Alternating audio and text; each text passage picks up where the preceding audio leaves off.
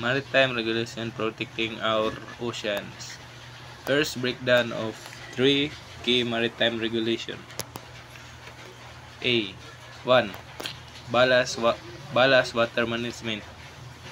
Problem: ship takes on and discharge ballast water to maintain stability, which can introduce invasive species to new environment. Solution: the International Convention for the Control and Management of Ship Ballast Water and Sediments Convention, or BWM Convention, requires ships to implement ballast water management plans and use the ballast water treatment system to meet specific discharge standards. Sunod, B. Anti-fouling system or EFS. Problem: Biofouling marine growth on ship hulls, increase fuel consumption and reduce speed.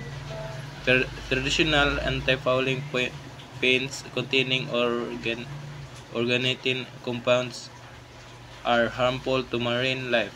Solution: the International Convention on the Control of Harmful Anti-Fouling System on Ships pro- prohibits the use of OTCs and establishes a mechanism to control other potentially harmful substances.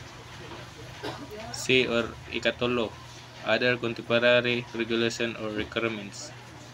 Beyond BWM and EFS, other regulation address greenhouse gas emissions,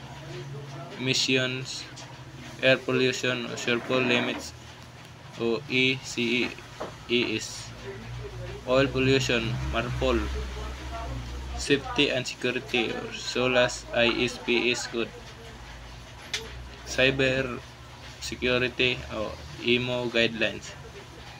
These regulations are essential for protecting our ocean and ensuring safe and efficient shipping operation. Bye bye.